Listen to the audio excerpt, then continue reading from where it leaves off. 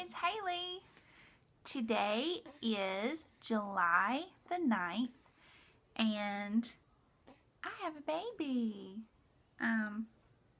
I wanted to come on here and give y'all my birth story for my sweet baby Ty. He was born on June the 20th at 8:59 a.m. I actually gave y'all an update on July the 19th, right before I went into work, and I actually was in labor and I did not know it. The last thing I told you guys was that I was crampy and tired and feeling a lot of pressure down there and had a bad, real achy in my back. And little did I know, I hoped, but little did I know that I was actually just starting to go into labor. I made lunch for my boys. I was making lunch for my boys when I made that video, and shortly after that my mother-in-law got there and I got to work around 2, and around the time I got to work was when my contractions started coming and going pretty consistently. They were very irregular the whole time I was in labor. Up until I gave birth.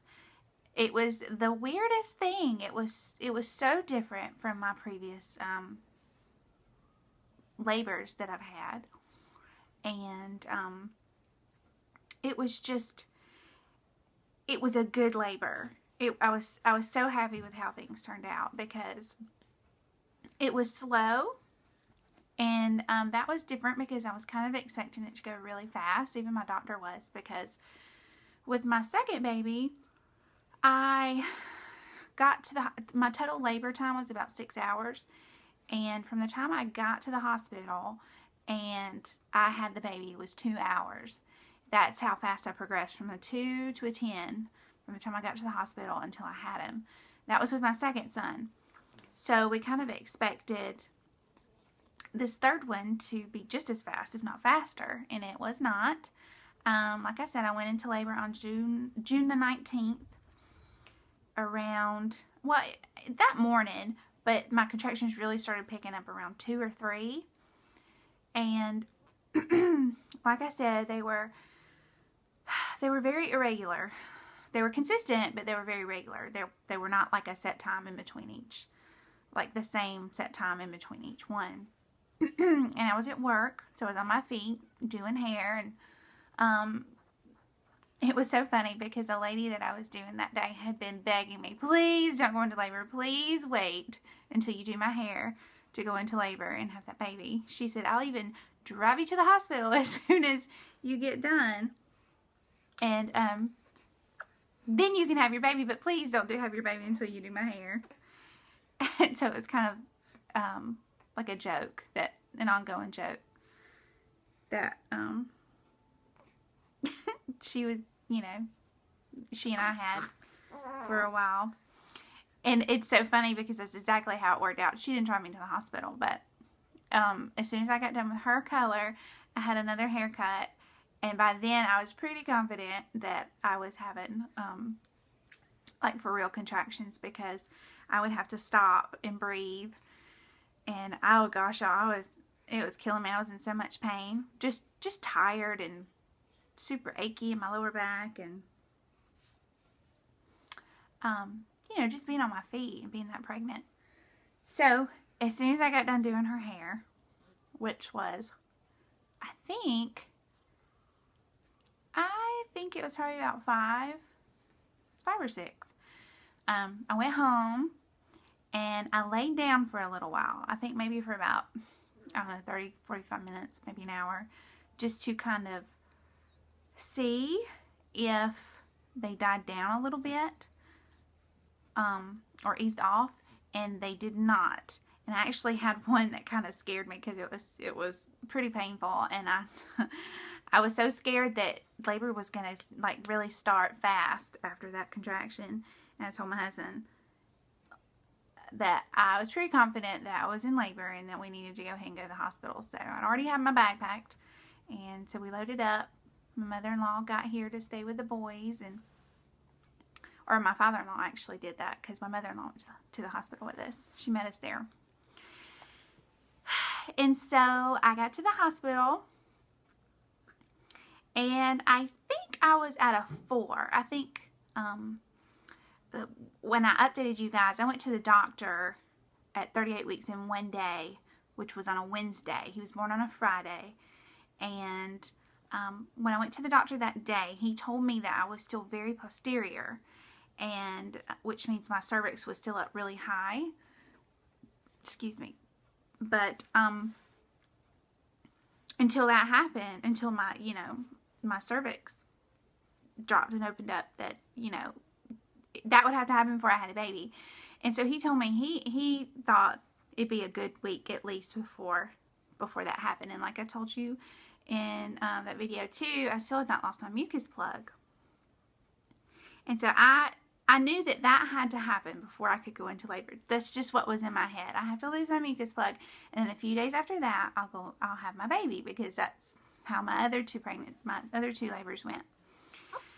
Well, that did not happen. That never happened.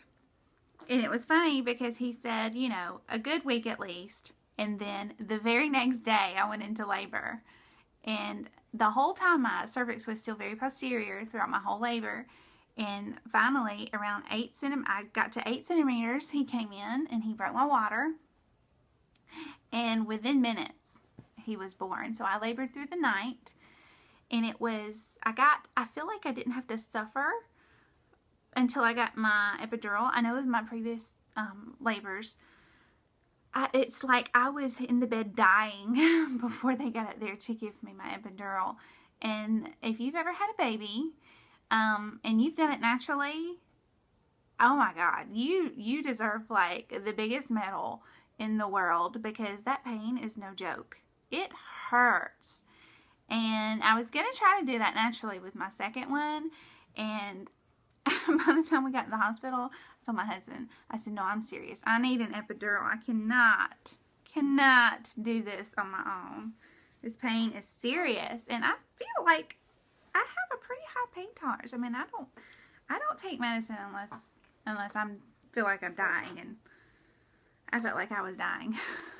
But not this time. That was the thing. I felt so good about my labor and how it went, because I think because my contractions were so irregular, that gave me time to recover, and kind of rest up in between each one. And I don't feel like they were constantly coming and going and coming and going and coming and going at this, the same time intervals in between, and not giving me a break or time to kind of recuperate. And I think that's what made it easier, because I was at a 4 when I got to the hospital, even though I was still posterior. And it wasn't long after that. I think I got to the hospital around, I'm checking my time right now. I think I got to the hospital around 8. And around 10 o'clock is when they moved me into the labor room where I gave birth. And it wasn't long after that I got my epidural. So I feel so great about it. Like, I feel like I didn't have to suffer. I didn't have to hurt very, on my own, or do it on my own very long before I got some relief. And I got my epidural. I labored through the night. And like I said, at 8:59 that morning, I had my baby. And he came in. I was at 8, and the doctor came in and broke my water right before,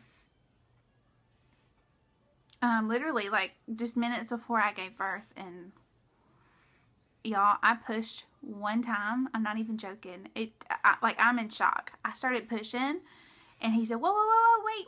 And I looked down, and his head was out. And I was like, oh my God, I cannot believe this is happening so fast. And so, he sucked his little mouth out and his little nose, and then he said, okay, give me one more gentle one. And so I did. I mean, like, y'all, he popped right out. It was insane. I was just so happy, and just so thankful that he was finally here, and that it all went the way that it did. And I just couldn't have asked for a better labor story. So I just wanted to come on here and share that with y'all. I know I probably rambled a little bit and got a little spacey at times, and He's down here nursing, but I want to show him to you. Show you him and all his preciousness. This is Titus Neal, my sweet little baby. He was born at 8:59 a.m. on June the 20th, and he weighed 7 pounds 10 ounces, and he was 19 and 3/4 inches long. So that is my sweet baby, and we are just all in love with him. He's just so sweet and such a good baby. So thank you guys for watching, and thank you for following me on my journey to having my third baby, and I hope to keep giving you guys some updates on how we're doing and what's going on in our family and in our life. So thank you guys for watching. I'll see you in my next video. Bye guys.